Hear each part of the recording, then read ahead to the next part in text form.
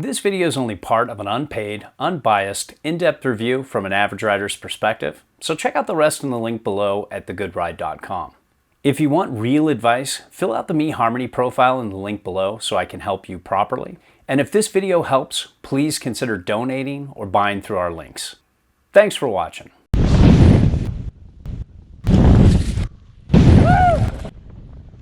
Welcome to The Good Ride.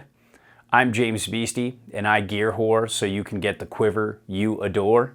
And this is the black snowboard of death from Capita. Next to it is the Capita Mega Mercury or Mega Merc, the Merc, and the Capita Indoor Survival. I rode this with Union Atlas Pro, Burton Kendos, 32 TM3 XDs, and Jones 32 TM2s. I got this in a wide variety of conditions. I got some really good groomers, but midday, just a touch messy at Mammoth. I got it first thing in the morning on clean, pristine groomers and had a time on it. Then I got it at home at Mount Bachelor and rode it in some pretty good snow, a little bit wet, but good powder and uncrowded and fun, not too deep, but really fun. Then a little bit later on, I got this in really good powder, one of those magic Mondays, like knee-high powder in some places and just uncrowded and super fun. And I got to test it against a wide variety of boards. The boards that you see here, the Mega Merc, the Mercury, and the Indoor Survival. But I also tested it against the Capita Navigator in powder and on groomers. I tested it against a couple boards that I know and like really well, like the board I owned, the Yes Basic Unink 158 versus a 59, and the Yes Standard Unink 156, which is more of an equivalent to this than you would think, even though there's 3 centimeters difference. And really wanted to see how it rode against some of my favorites or boards that I know pretty well in powder and on groomers. And to give you a short summary, the black snowboard of death has been around forever. Some years they had softer flexes and it was almost like a park flex with an all mountain shape bordering on freeride shape. Nowadays, the flex matches the name, not the joke of the name, but the actual name. And it has a very aggressive, technical feel. And it sits right on that border between all mountain and freeride. And it feels very damp for a Capita board. Lately, they've been going poppier and poppier and poppier. This year, it seems to have a little more dampness. It can absorb chatter a little better than some boards in the past did in Capita's line. It's just a very fun board to turn. It's not bad on a straight line, and it's a great aggressive / technical all mountain board, and it's a little more technical than you would think for its camber profile, and we'll get into that in a little bit. So let's get into sizing. This 159 felt pretty good for my specs. Felt great for my weight, about 190 pounds. I didn't feel like I was too heavy for it like I do with some boards. And it worked okay with my size 9 boots, but it's a little bit on the wider side, but not terrible. I don't want to go 56 or the next size down. I don't think that'll be the right fit for me. I think this is the right call. So good enough. So one thing with sizing too is there is a death grip dead center, a little extension on each side, a little bump in the middle to give you a little better edge hold. It makes the board seem wider than it is, especially in the waist, but overall the board is not as wide as it seems if you just are peeking on the specs. Now when it comes to shape, this is a tapered directional shape, but it's only a few mil of taper, and you don't even notice it on groomers when you're set up on reference or anything like that. It doesn't feel washy in the tail. You can drive hard off your front foot, or you can ride centered, or you can weight it on the back foot. I think it likes centered to back foot just a touch better when weighting into a turn, but you can do it all with this. It still feels very much like a double ender, like the boards you see next to it, the Mega Merc and Mercury and the good old Indoor Survival, my highlight of the year. Now, the camber profile's interesting. It's flat with a little bit of kick in the tail, it seems like. Then it goes to a decent amount of camber between the bindings. Then it has a little bit of early rise in the nose. Overall, I thought it would be more mellow, but out of all these boards, even the Indoor Survival, which is mostly camber and just a little bit of rocker in the tip and tail, this felt the most locked in and technical. I think it's just that flat in the back makes it feel more catchy, because after the camber ends, you have that flat section, and that really catches on snow and feels very technical. Maybe that's what it is, maybe it's something else, but it felt the most locked in out of all these boards. The Megamerc and Mercury felt the least locked in, felt stable, but much more forgiving, much better for an intermediate or progressing intermediate to advanced. But the Mercuries could go beginner to expert. The Indoor Survival is more advanced to expert. The BSOD I felt was more advanced to expert. It's still not like full on Camber was back in the day, but it's much closer than all these other boards. But overall, it has this very consistent personality in all conditions underfoot that I really like. And all these boards do with their variations of hybrid camber. Very easy to one foot and flat base too. Now let's talk flex. What I want to do here is flex in the middle first, and this is just stiff. I can't get much out of it. What's really flexing is the tail there, and it's just very stiff there.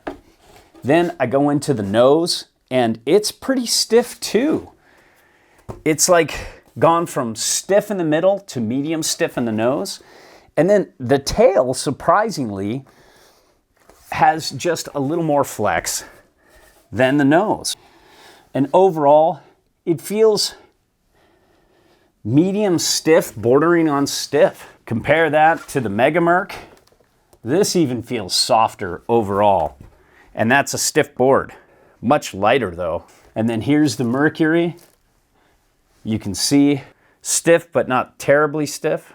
And then the Indoor Survival, just about the same or a touch softer. And what I found is when buttering, it's not that easy, as you can tell from the flex, but for some reason, the Megamerc, the Mercury, and even the Indoor Survival all buttered a lot easier. All of these boards have exceptional pop, and the Black Snowboard of Death is kind of at the top, but it is the most work to get it to pop. You have to be a little bit of a stronger rider, which I am not. But when I was on my game and I gave it everything I had, it popped the most out of all these boards. But I found that the Indoor Survival had the most accessible pop and was right there with the Black Snowboard of Death pop-wise. I could just ollie a little better. The Megamerc and the Merc pop really well, but that hybrid camber with a lot more rocker just made it feel a little less than these two boards. And by no means they aren't dead. They're very poppy. These two are just more poppy. And the overall flex personality with the Black Snowboard of Death really is good in all conditions. It doesn't get that bucky and bouncy feel that I felt in wet, uneven snow or midday groomers that were clean but not super clean. They had some mess and some hard patches with emerging micro bumps and some pushed around snow. This just never felt cranky. So I think they did a good job with this flex personality, stiffening it up and making it damp for an all conditions ride. The Megamerc can get a little bucky and bouncy because it is kind of lighter and stiffer and poppier than the regular Merc, but it's still pretty good. And same with the Indoor Survival. It can get a little bucky and bouncy, but it's not terrible. Now, when it comes to speed and base glide, I think they have a great base, and this and the Megamerc have really fast bases. The Mercury and the Indoor Survival are pretty fast too. I really didn't have a problem with that. But one thing I found is they with this demo model and all these demo models, they put a lot of structure into the base, which is great in the spring, but in the good groomers I rode, sometimes I felt it a little too grabby. I wish they dialed back that structure. I think it's great to have, but if the production model is like that, you might want to go get it detuned a little bit, do a little bass grind or something, because sometimes when there's too much structure on the bass, it can feel like you have 1,000 little fins on your bass and it's not gonna let you turn. This just held too much when I was trying to turn in some powder days, and it just felt a little too grabby with the snow. So I'd love to see a little less structure. Now, when it comes to edge hold, it's great to see that death grip. I got this in some firm snow and compared it against some other boards that grip really well, and this just hung in there. It's pretty good in hard snow, that snow minty kind of stuff. I think when you get to ice, there might be some better boards out there, but I really liked how all these gripped, but especially so the black Snowboard of Death, maybe that little flat in the back, gives it a little edge over the Mercuries. I felt like the Indoor Survival was really close too, but all of them are just about the same, and they're doing a pretty good job. Sometimes in past years, I found that Capita boards, even with the death grip, would let go a little easier in harder snow than some boards, but this year they all did a really good job gripping where they should. Now, when it comes to turn initiation, I think all these boards were a little slow for me because they're all a little wider than I would need. But once you get it on edge, they all have a very balanced turning radius. The black Snowboard of Death was great at those kind of higher speed S-turns where they're not very wide turns. They're just kind of more down the line shifts from edge to edge. It's pretty good at speed and pointing it. I liked those kind of turns, but when I wanted to make across the groomer carves or circle carves, it didn't complain either. It's very middle ground, very fun, and all these boards are pretty balanced when it comes to turning radius. It has really good spring out of the turn too on a carve, really pops well. The only board, surprisingly, that I liked better out of all these was the Capita Indoor Survival. So in powder, when I got it in knee-high powder and got it in a lot less wet, thick powder, I felt like this did a pretty good job set all the way back. But on one of those powder day comparisons, I felt like the Navigator floated much better. But it's a much softer, much more flexy, much more bucky, bouncy board. But the Navigator's the winner of the Capita group of their all mountain. Don't get me started on the Spring Break powder. That's another universe of deep, effortless float. These are nowhere near that. But in comparing the black Snowboard of Death to all of these, this was my favorite. It's still below the Navigator, but better than the Mercury and Mega Mercury right here, and a good bit better than the Indoor Survival. That's just a step below.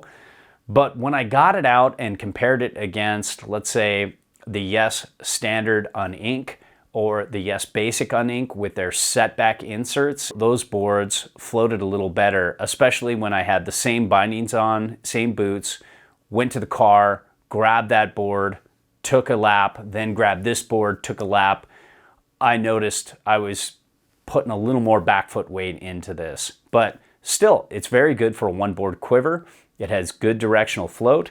It has a decent setback on board versus the setback on side cut. And I thought it was fun in powder. Hit and park, it's not my thing. I'm just too old and broken for that these days.